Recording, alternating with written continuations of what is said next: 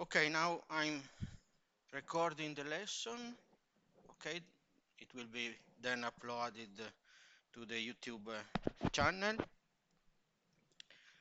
The microphone, I forgot the microphone.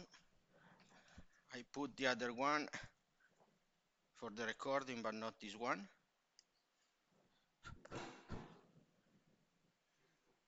Okay.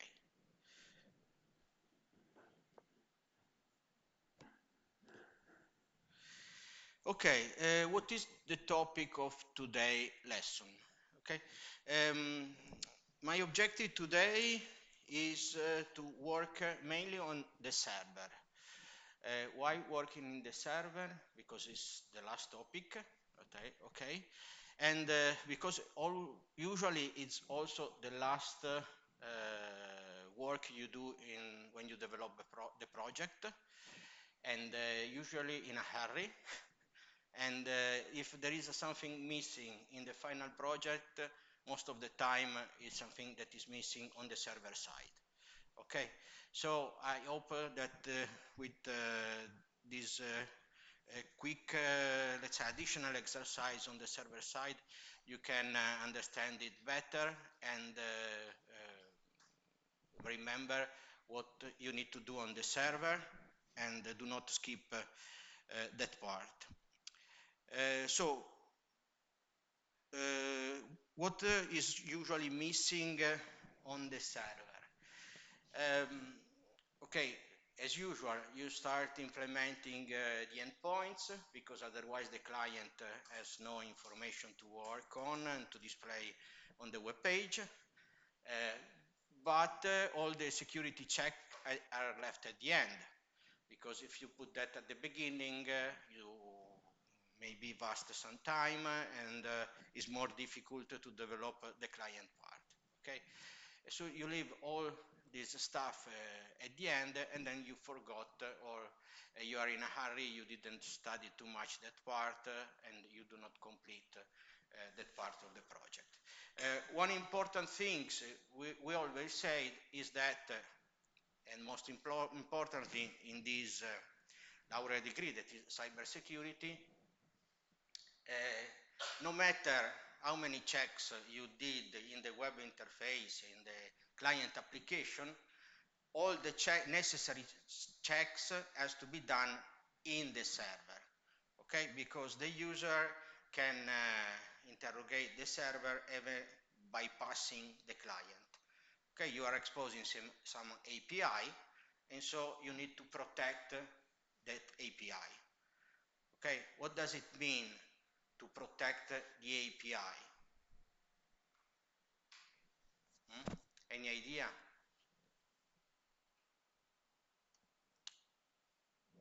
So you can say something.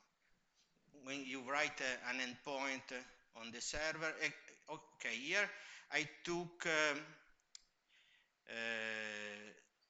lab client and server complete, something like that, lab 12.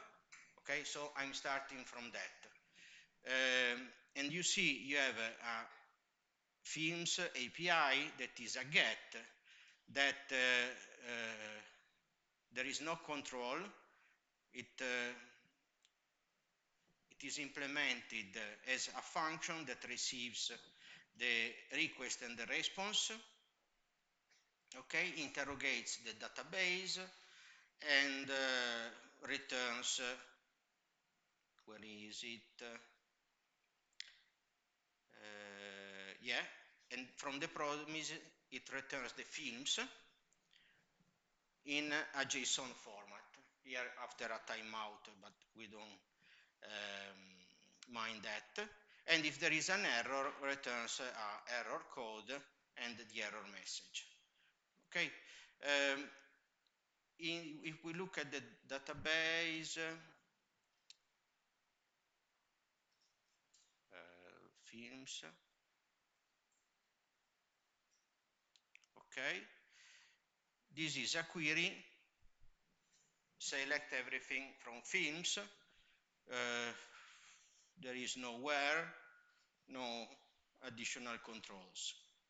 So what did you what do you think you need to implement, let's say, for the authentication and authorization lab? What additional thing you have to put in these, let's say, starting from, where is it? This endpoint. You put something here. What do you put here?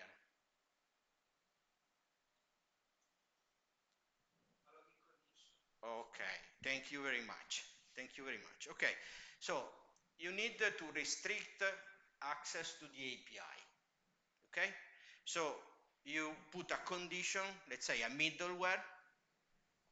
Okay, we will write a middleware that is a function that is in the chain of the many calls the server, the many function the server invokes when it's handling the request.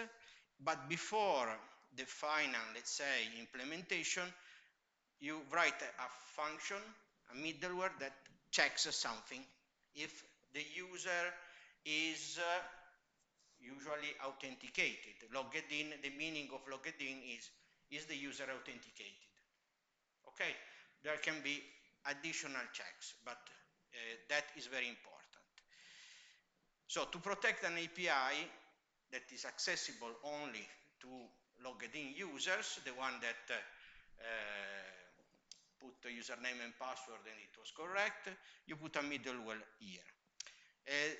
One second thing, if you are implementing an application that allows user to store film information and to read and write this film information, once you have some logged in users, are there any additional constraint you have to implement in the write and read operation of the database? The answer is yes. For example, who can you allow everybody to read all the films or not? No. Why? Because some film belongs, let's say, if you look at the database, here is not yet the new database Professor Masola provided you, but you have seen that in the lab, that in the database, the addition is that in every film row, there is an additional column that is the user ID. Okay, that film information has been inserted by a given user. Okay, so if in the database, in the information in the server, there are data that belongs to a user, you always need to ask yourself, the application, can this user, the one that is logged in, read this information or not? Okay, that's important. That is something maybe you are not checking, and at the end, when we test the exam, we see that user 1 can read and even worse, write or delete information from user B. Okay, and that's an important point. In the solution of the lab, you will see that, for example, when you return the film list, you can check you can pass the user ID to this function, and you can check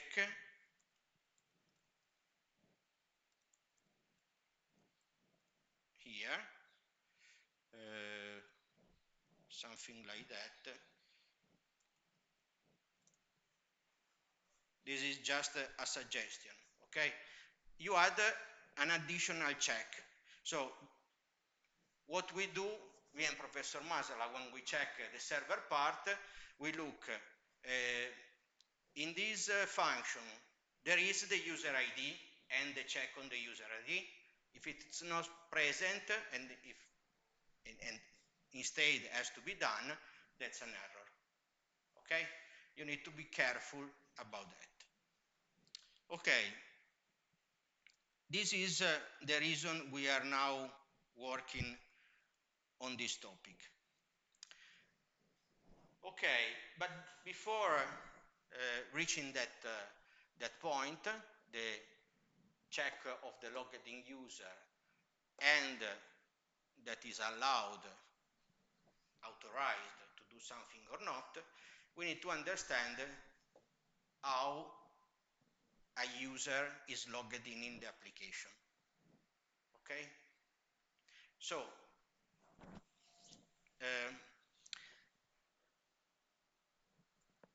we need, let's say, to understand how the server keeps the information of the logged in user.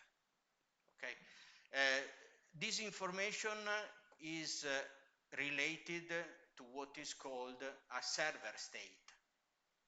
Okay, do you remember that? Because HTTP is a stateless protocol, and so we need to introduce some way to remember the state between different calls.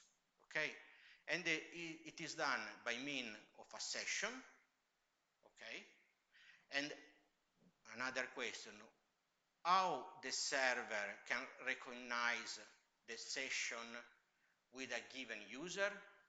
What is the technique that is used in the HTTP protocol to identify the session? When the server receives a request from a client, it's a session ID. Okay, the session ID is created when the session ID is created. Not there should be a call, let's say a request from a client. Otherwise, the server has seen no request, and before that, it doesn't create a session ID. So the session ID, when is it created?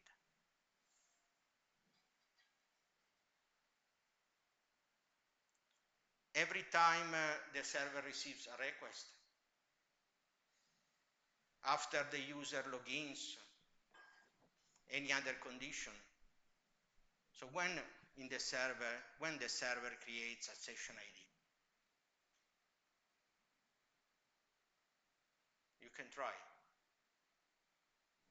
Every request, when the user login, otherwise. 1, 2, or 3. 2. Any other for the 2? 2. Who is for the first one? At every, let's say, every request? Or the first request? Okay, we will investigate that. Let's see. What do we need to do in this application? Let me fix a few things before starting. I know that I need to add change this one with the course. Okay, there is no need that you copy the code at this time. Okay,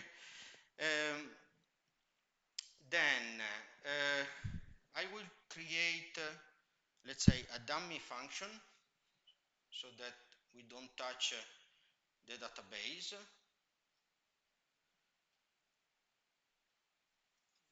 Okay, and we can create here a dummy function that we call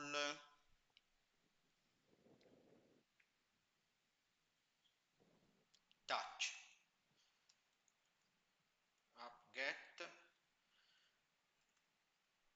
API touch. Okay, no logged in.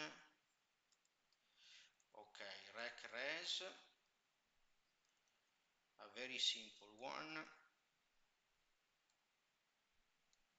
that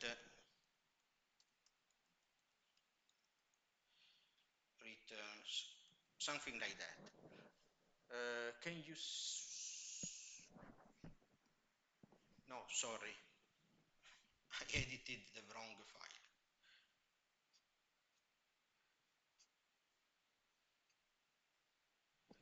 Okay, is. Let's remove this one.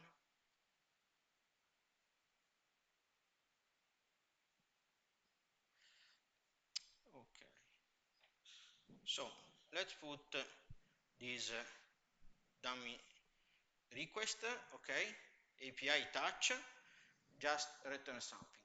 So first of all, I will stress a little bit on the debugging part, okay?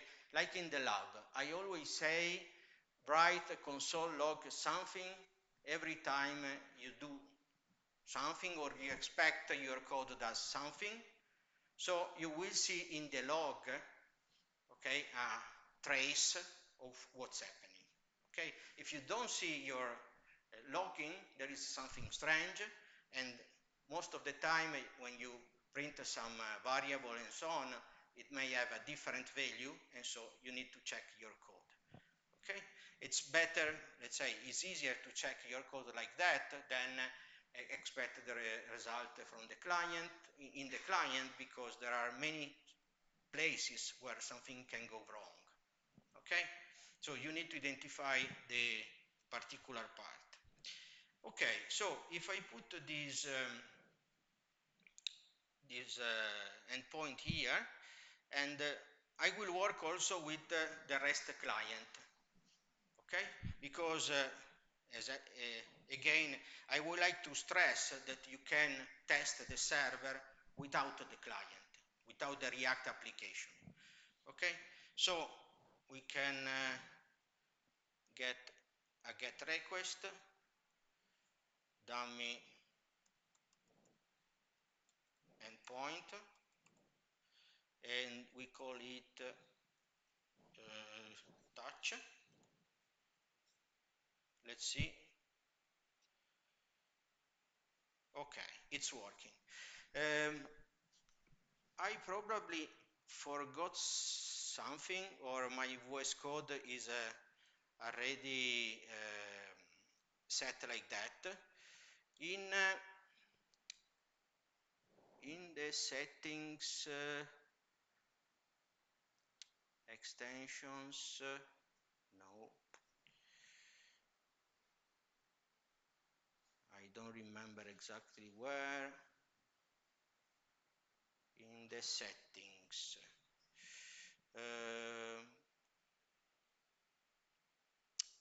user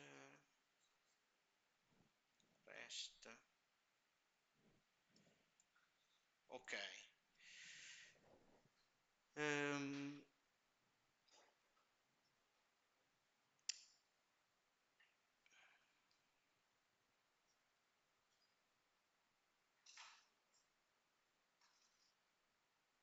Okay, here it is.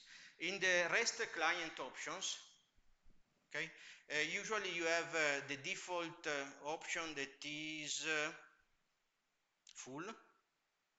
Okay, in this case, if you do a request, you just see the response.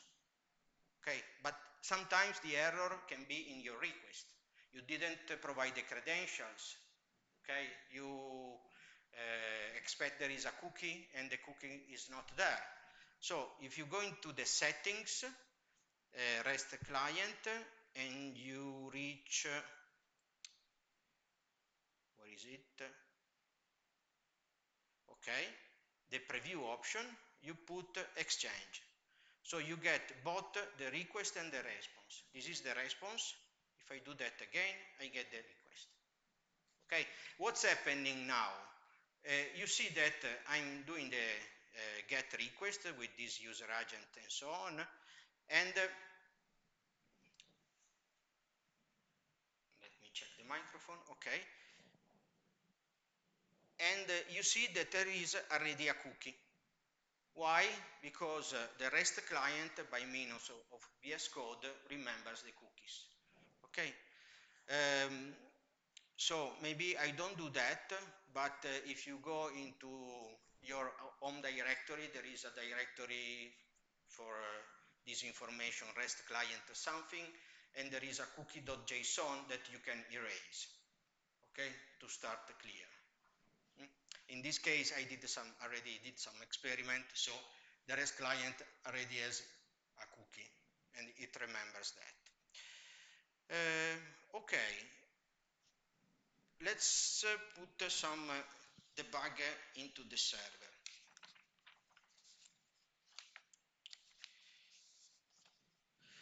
Okay, to put some debugging in the server, you can write a middleware. Okay, so those are the APIs. You need to put the middleware before the APIs, and it's important the order in which you register the middleware. So you first register Morgan, then Express.json, then course, and so on. Okay, we write a middleware that we call print data. Okay, as you see, the middleware,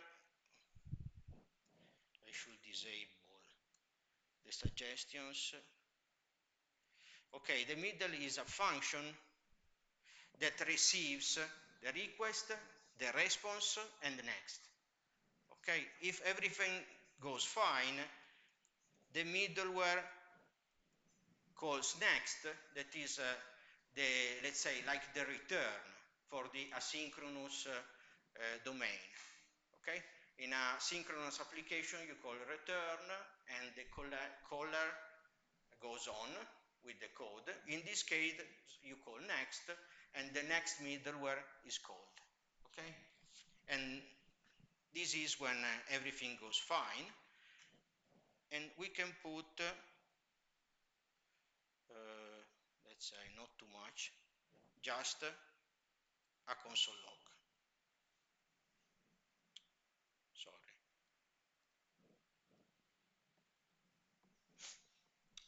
Okay, so now every time we send a request, we will no, I'm missing app.use print data.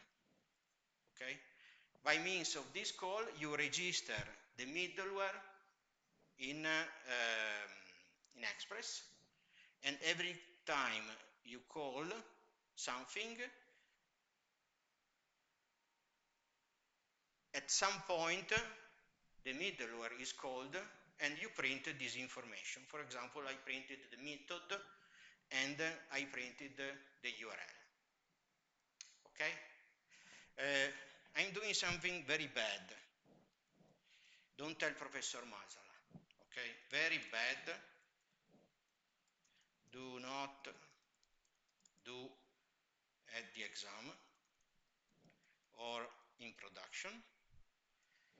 I can write last count equal to 1, and I can print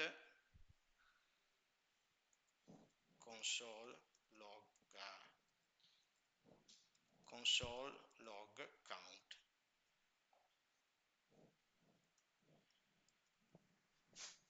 Okay, every time this middleware is called, count, that is a global variable, is incremented. Okay, and I can see that. Okay, any idea why a global variable is bad?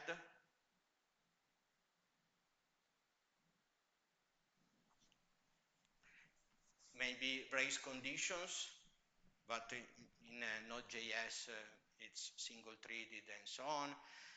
Every request can access this information. Let's say there are plugin libraries that you can use to implement that, but usually it's better to avoid global variables. Okay, we will see that we can do the same thing using the session. The session is a store that is of a particular user. We say user, but usually is the couple client and server, because the session is based on the cookie. So we can later use the session to store this information and count how many times a given client did a request. Okay, so fix me. We will change this later. So let's start with the session. To use a session, I will copy part of the code.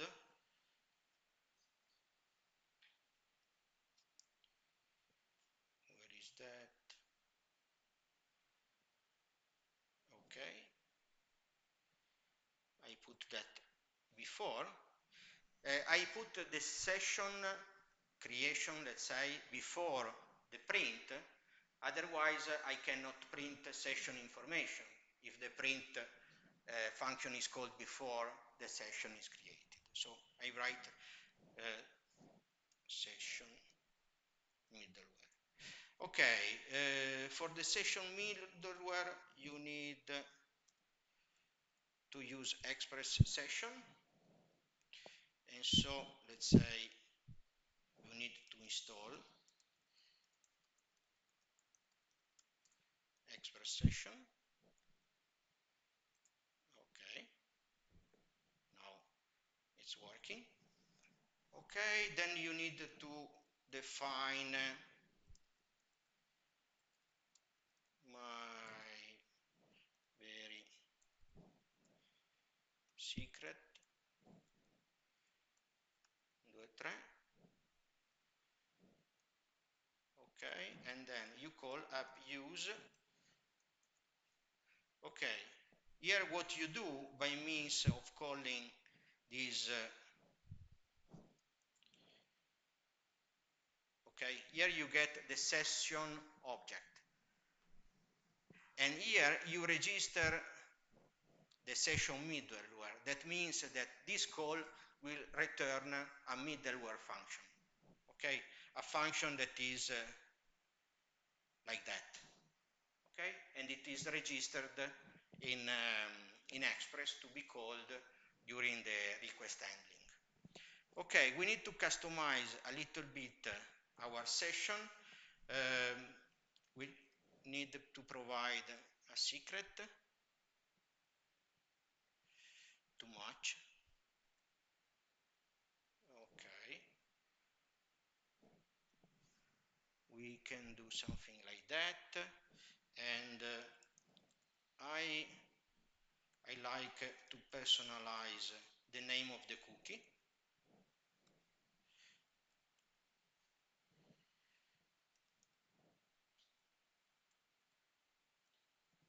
Okay, I like to personalize the name of the cookie.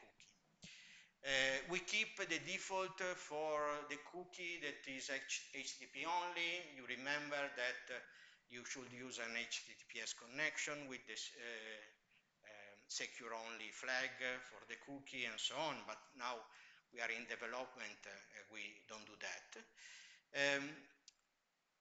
Do you know why we provide a secret for the session? Do you remember that, why we provide a secret? We'll see that in a minute.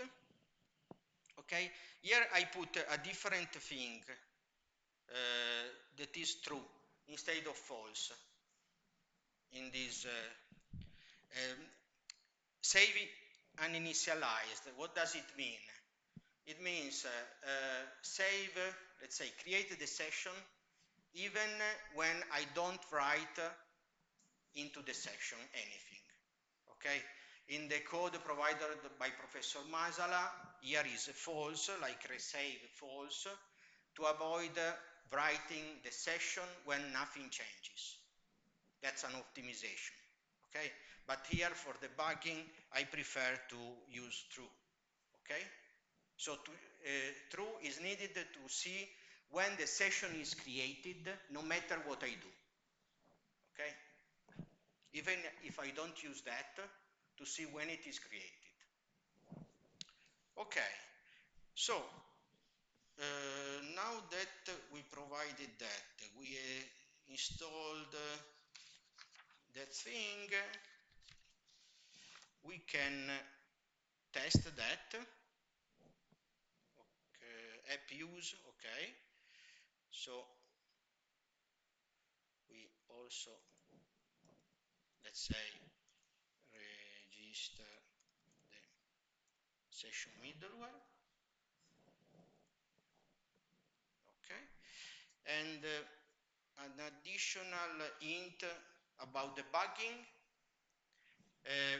It doesn't work with passport, but with express session it works.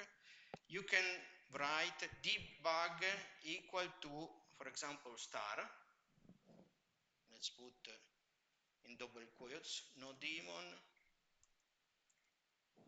index.js.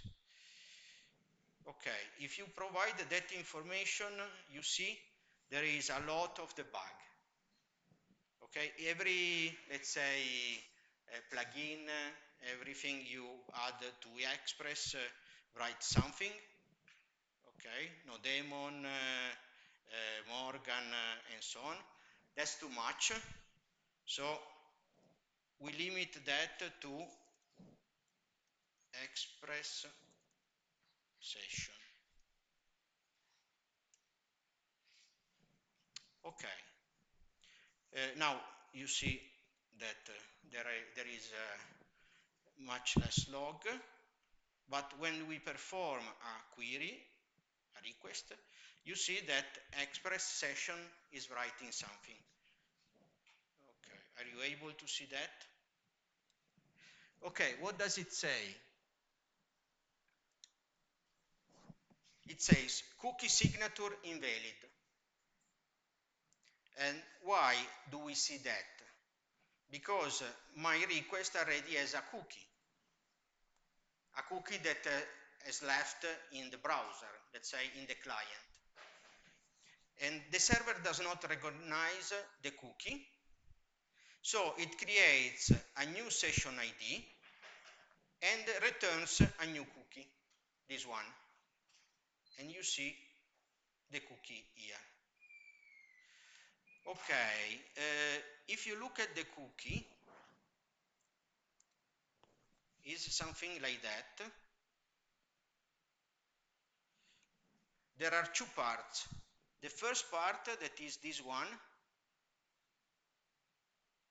is similar to the session ID. That is the session ID. Okay?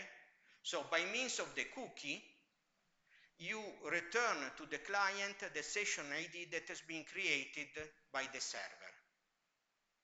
Okay? If you enable express session, when the server receives a request, if there is a cookie, let's say a named cookie that is used for the session and so on, verifies if that cookie corresponds to a session and retrieves the session. Otherwise, creates a session ID, okay, create a session, and returns a cookie that identifies that session.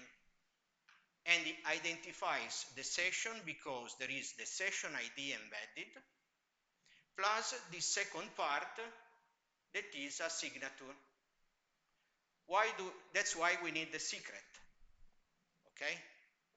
And why do we use a signature? To prevent you sign a document when you would like to prevent some others to fake it. Okay, so we sign the cookie because some malicious client can create a session ID. Maybe it matches the one we used. Okay, but it's not correct. How can we check if we generated that session ID? By means of the signature. So to avoid the forgery of the session ID of the cookies, we sign them. So the server, as you see, is receiving a request. It sees that there is a cookie, but is a bad cookie. It does not recognize that cookie, so creates a new session ID and returns a cookie to the client. So as you see, I sent RHJ, and it returns me a new cookie with the session ATS. Okay, this information is stored in the client, and next time that I send the request, the right cookie is sent. Okay, so the server says, I see this session ID, it corresponds to a session, okay, I'm retrieving that session. It's an empty session because we never wrote anything in that session. There is no user connected to that session. How can we call that? We can call that an anonymous section. So the server can recognize that the same browser is making 1, 2, 3, 4, many requests. But there is no authentication, there is no user associated to that. Okay? It's an anonymous session. That is what happens when you visit a website and they put a cookie in your browser. You are traced from that moment on. They don't know who you are, but you are traced. Okay, let's see how can we exploit this information. Let's go in the print data,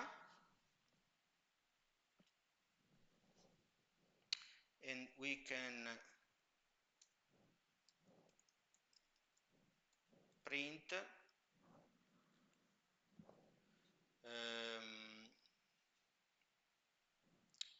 rec.session ID.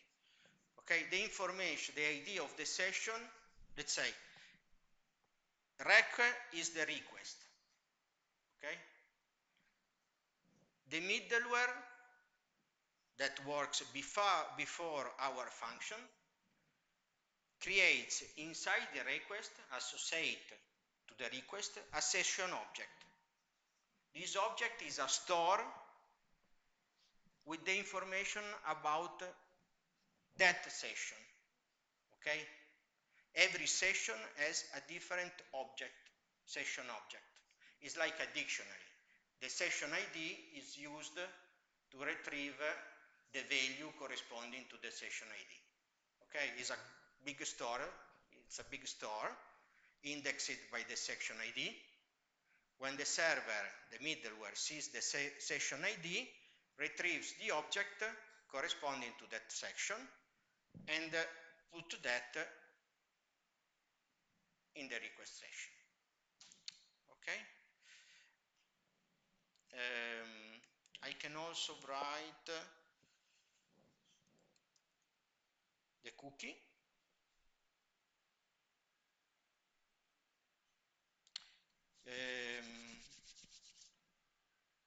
And that's all. Okay, let's try to do some request. Okay, you see, count 1 and session, now the name has changed because I restarted the server.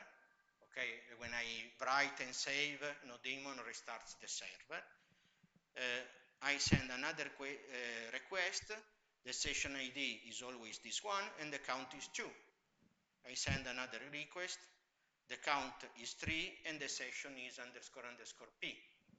But what happens if I take this request and I do that in the browser? I get the answer. If I go here, from 4 we have 5, okay, but the session is a different one. You see, the session ID is different. So instead of writing the counter here in a global variable, okay, I can let's do that here, that is easier. Count equal to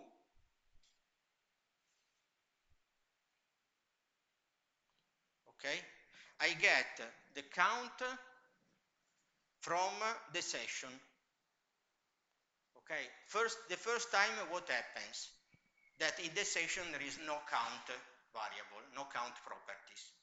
So if this is undefined, I write 1 into the session. Okay, I print count, and then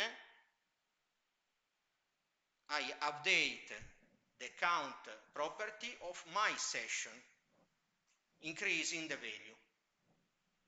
Okay, as you see, it's a little bit tricky, but the idea is I'm not using a global variable count, but a variable rec.session.count. And since it is a property of the session, and the session is connected to the session ID, every different session has a different counter. Okay, how can we see that? We see that by requesting this endpoint from the REST client, and we see 1. If we call that again, we see 2, and the session is CIG. If I do that from the server, okay, the count is 1 because the session is different, ZB. So I ask again, becomes 2. Okay, if I open an incognito window and call that function from here, starts again from 1 because it's a different session. Okay, that's the idea. Why I'm working with that? Because the session is used by Passport to remember the user. Okay, the user information is written by Passport into the session, so that is related to that connection, that client, and not another one. Is it okay? Do you get that? Okay, what will happen? It will happen, now we don't see that yet, but we can write console rec session dot passport dot passport. Okay.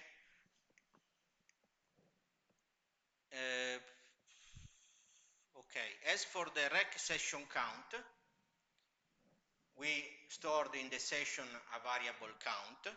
Passport stores an object, and there will be a passport.user information for the user. Okay, if we print that now, we get undefined. Why we get undefined? Because we are not using passport. Okay, so let's use passport.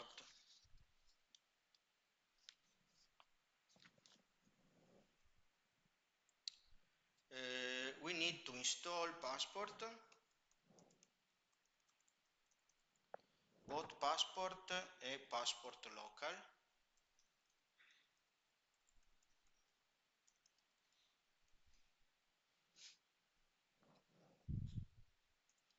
Okay, and so here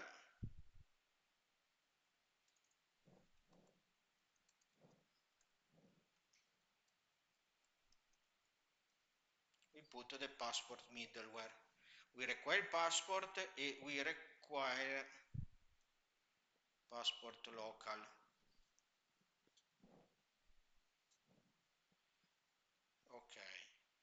Um, there are two things that needs to be done. Okay. Here I'm using passport.initialize that is not in the slides, but I saw that in documentation they say to call that. It sounds good. And then I use passport.session that is an alias of passport.authenticate session that you see in the slides.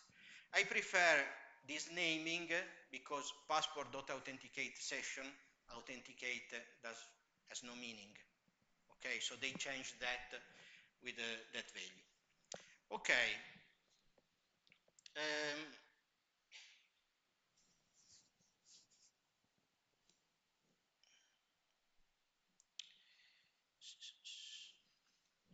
okay. When we register these middlewares, okay, we just imported password and registered the middlewares. Nothing changes. Passport is undefined. Okay. Uh, when passport starts working, starts do something, to have a passport to do something, we need to create a login endpoint. Okay? So we go again to the end because the user API, if I remember right, they are put at the end.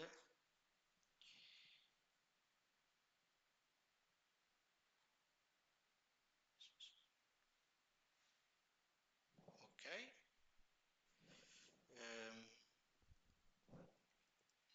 User API. Okay, the first thing maybe that we can do is to do the user login. Okay. There is a lot of things. Start from the beginning. Okay. The simplest implementation is this one, passport.authenticate local. This is the simplest implementation. Okay, that means call, let's say, register this middleware that will be called when this endpoint is requested. Okay, and passport has to authenticate the user with the local strategy. Okay, if we write something like that and we write the request, let me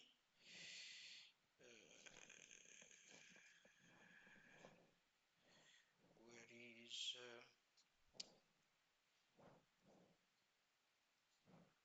user login post it calls sessions content type application. Okay, let me see if I remember. It's user1 dot at p.it and pud. Okay, this is the request for the user login. Okay, I can send this request. You see the request here and the response. Sorry, I need to close that. Redo.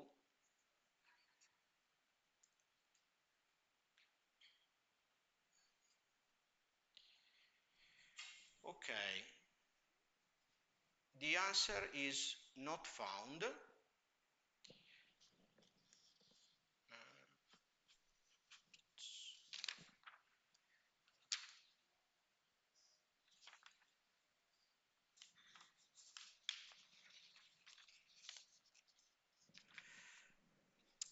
The answer is not found. Why? Because when you write, is it correct? Yeah.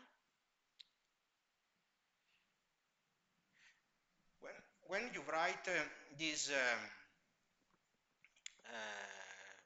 you call this middleware, what happens is that this middleware calls a function to verify the user.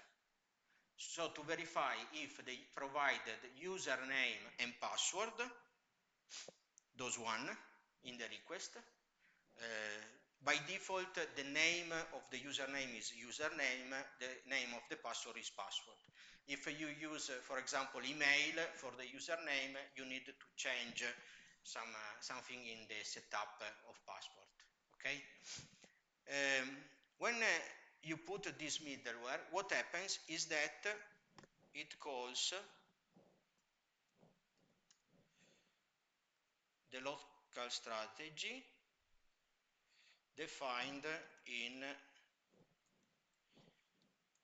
verify function, not below because we write in another part. Okay, so what happens is that we need to define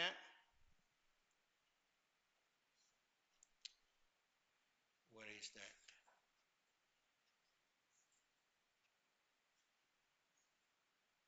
Okay, we need to define the local strategy.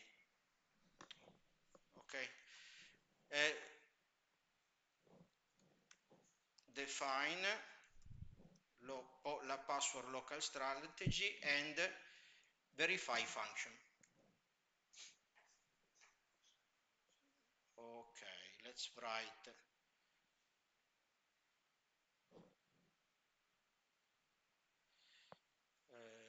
okay, new local strategy.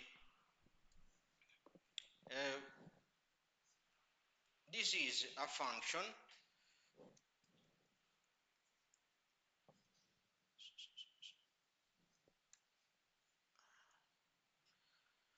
okay, this is a function. What is the signature of the verify function? To be able to verify the credential of the user, the function needs the username and the password. So what happens is that password.authenticate we wrote before gets username and password from the request and gives this information to this function. Okay?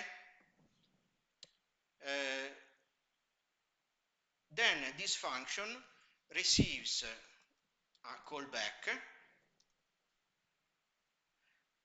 that is a function that we need to call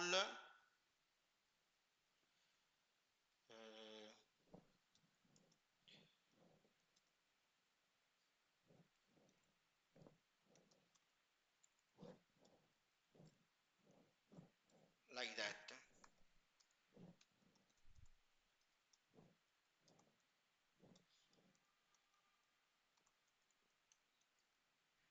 Okay. Is in case of success,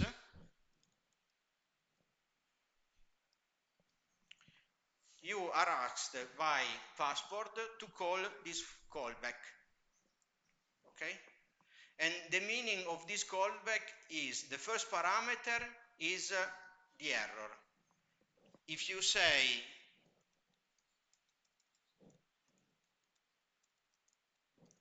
if you report null, that means that there is no error.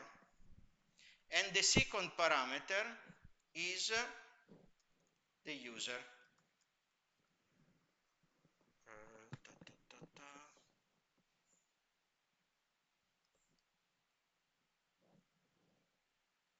Okay, the second parameter is the user.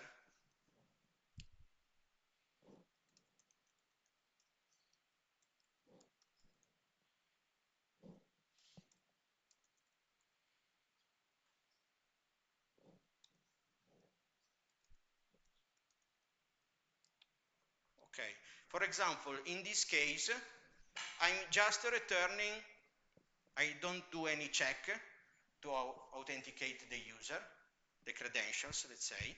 I just call the callback saying that a dummy user has logged in. Okay? Let's see what happens. I send a request for the login.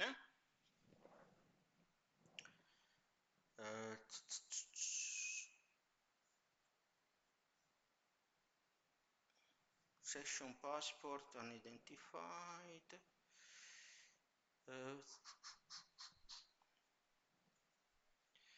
There is some sessions. That's why. Sorry.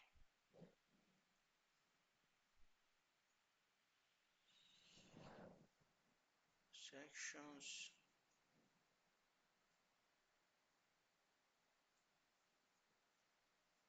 Let me check. Oh, sorry. That's because of the completion. Sessions.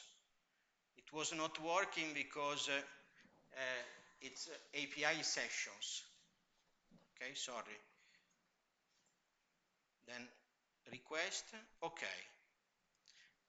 So what's happening? Now the endpoints are correct.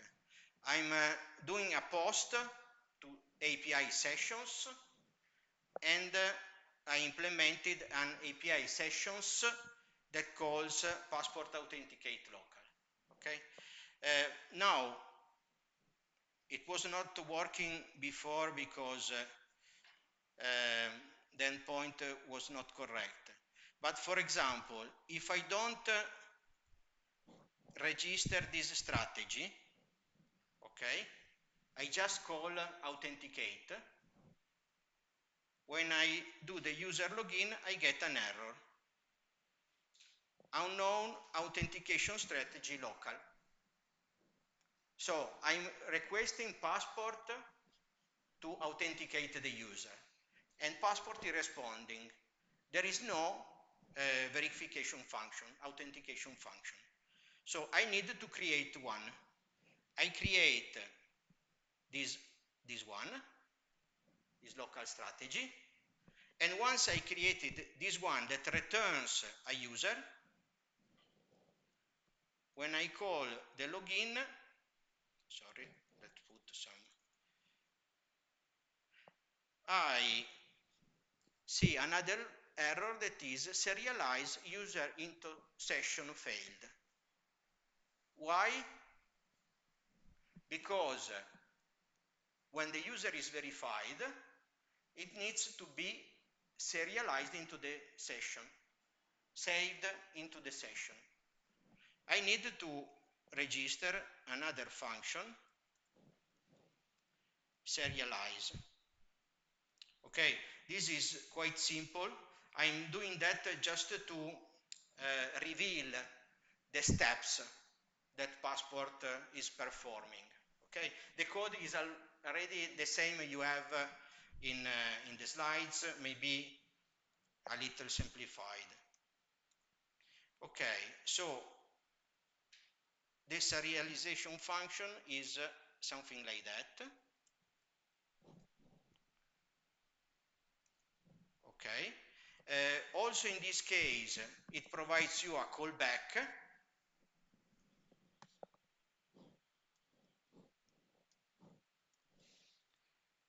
And the meaning is this one. Here is again for the error, that is null. And this is the user to save into the session. Okay. So this user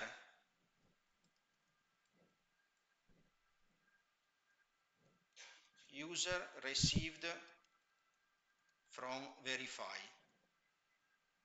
that is this one.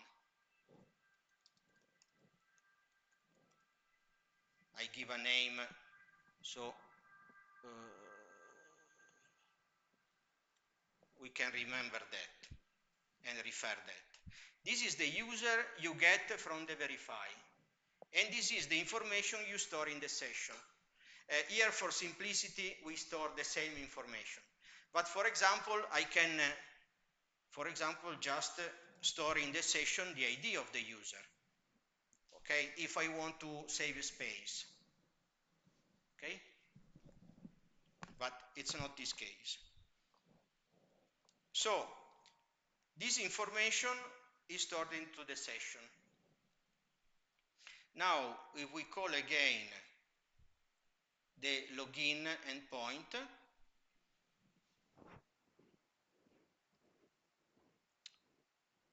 something is missing.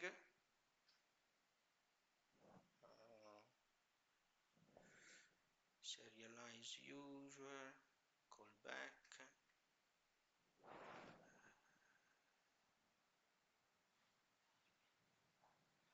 Post API sessions. Okay. Return. Probably.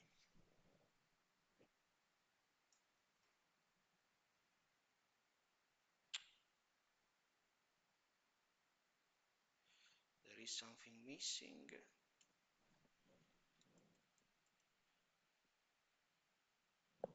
Okay. Username is trying to log in.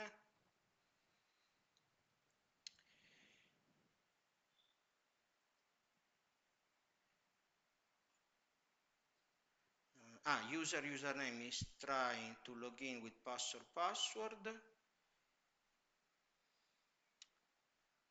Okay. Maybe it's, no, the answer is still not found. Okay. Let's put some serializing user.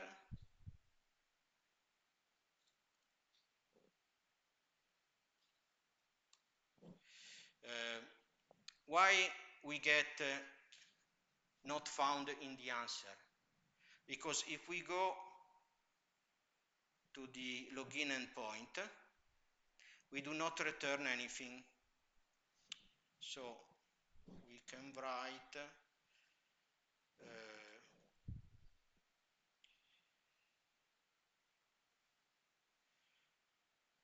user logged in successfully.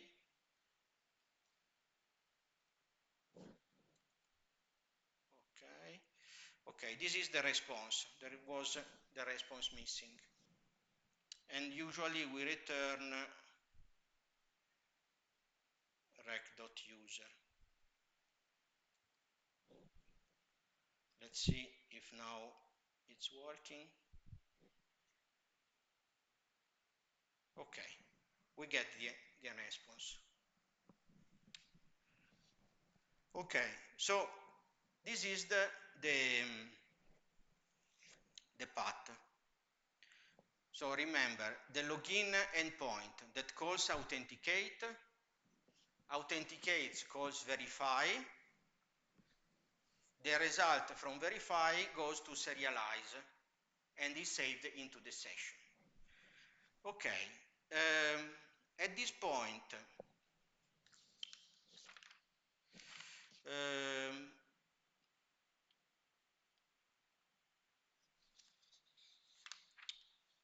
user dummy logged in.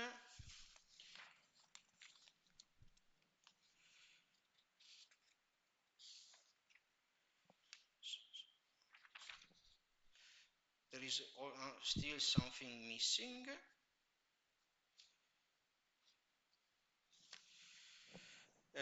So we add some debug.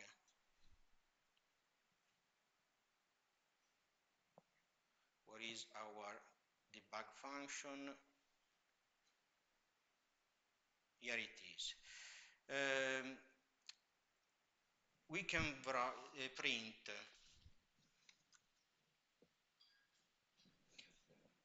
console.log rec user.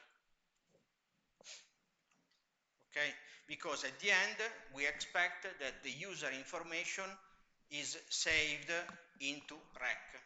That is an handy place where to put this information and is easier to retrieve. is the same information you can find also in rec session passport.user. Okay, now the server restarted, we do the login again. Okay, user dummy logged in successfully, and then we do a request, but we get an error. Okay, we get another error.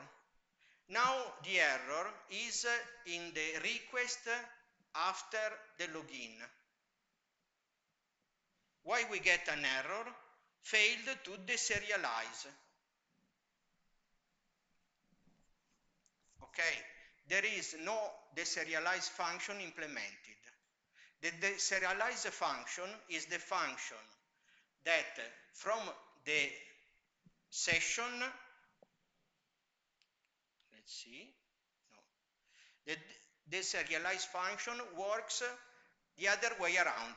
Okay, the deserialize worked during the login, and the, let's say, the user information is created. Okay, the deserialize function is called at every request to retrieve the user from the session. Okay, so we still need to write that. Passport deserialize user,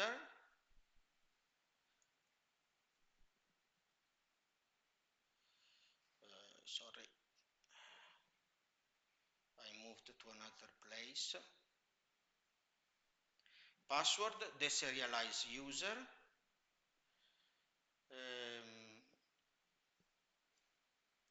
Also, this function receives a callback, and you use that callback to return the user. Is exactly, it's very similar to the previous one.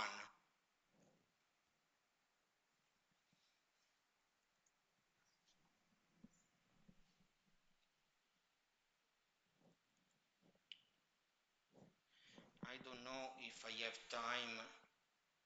Maybe I have time. Okay, you need also the deserialize function that works as the opposite with respect to the serialize user. As soon as we implement this function, the rec.user properties is populated with the information about the user. Okay, let's do that. Okay, so we do the login. Okay, user dummy is logged in successful, but in this request, both session passport and rec user were empty. Now that the user has logged in, they have been populated. And by means of the next request, the information is retrieved from the session. And so now we have that session.passport contains the user information. Okay? And the rec.user contains, as I said, this information, that is the user property of session.passport. Okay?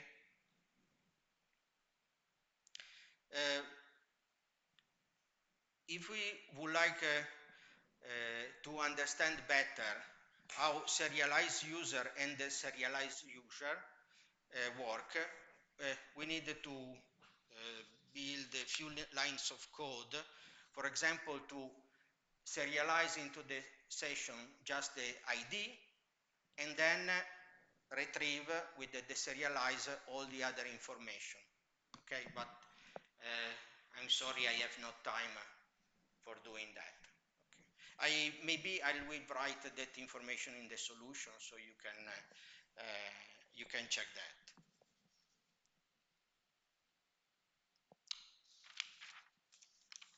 Okay, and at the end, we, for example, need to implement the middleware is logged in. Okay, now that all the information has been created, we can implement this middleware. So for example, here we create the logged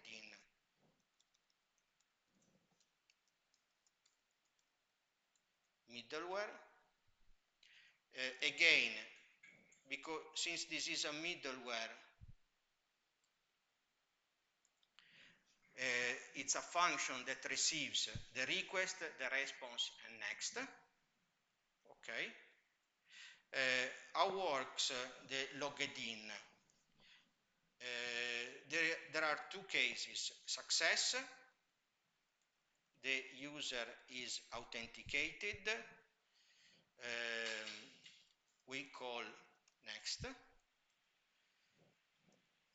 Error or failure, the user is not authenticated, we return unauthorized. Okay? So we call next if the user is authenticated. Usually you write something like that: if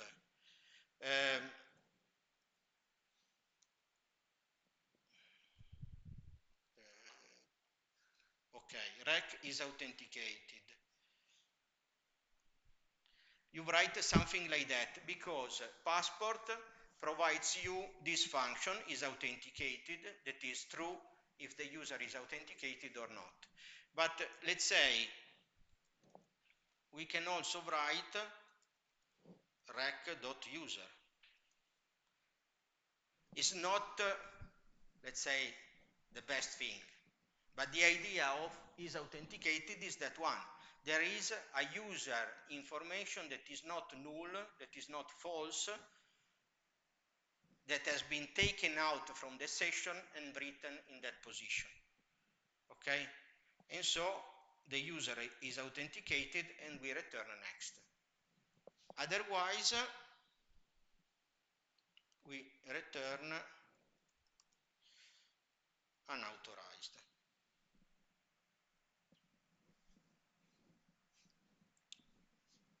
Okay? So we can take this middleware. Let's put also some other console log information. We go to the dummy function, this one, and we add is logged in. Okay? At this point, if we start by calling this dummy endpoint,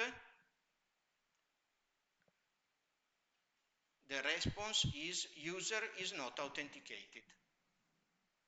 Okay? Unauthorized. If we remove is logged in,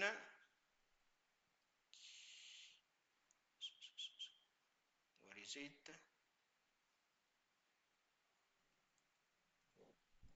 Okay, if we remove that and we call this endpoint, the response is okay, and it's working. Okay, so to prevent a user that is not logged to access an endpoint, you put this middleware. So if I call this function, I get not authenticated. So I log in, and I've been logged in. I call this function again, and I get the response. Okay? And okay.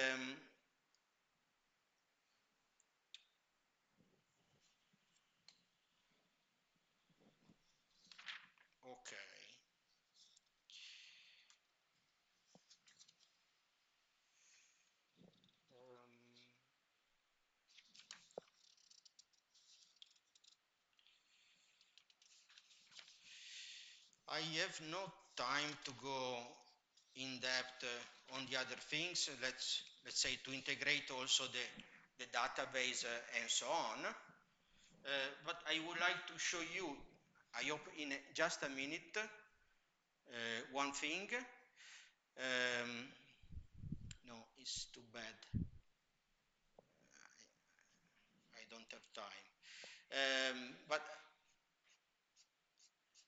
it's almost everything I had to show. Let's say one last thing to do is to connect this function verify to the database.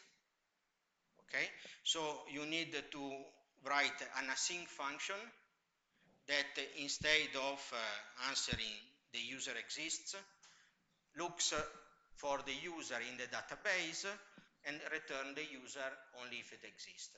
Otherwise, it throws an error. Okay? And the other important part is that when you look at the solution, because it will be provided by the professor in few days, if you look at the solution from Professor Masala,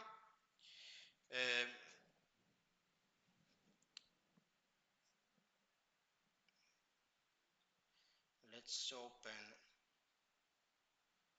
this one also.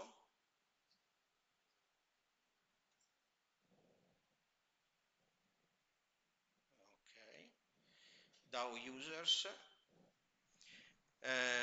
Let's look, for example, no, sorry, DAO themes.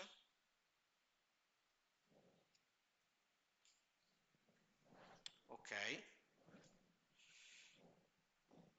get film. Okay, as you see, this is the DAO function that retrieves a film from the database. What happened is that since you have the user in the request, you can give the user information to the DAO function. Okay, usually you give just the ID of the user, that is what is stored in the database. And so in the query, you look for a film with a given ID and that belongs to the logged in user. Okay, otherwise you throw an error.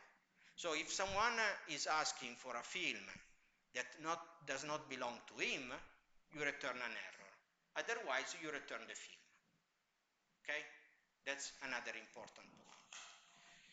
Okay, it's 4 o'clock and we went through all this stuff. I suggest again to you, try to do the solution of the lab and then check with the one of Professor Maslow. Okay, thank you very much and have a nice day.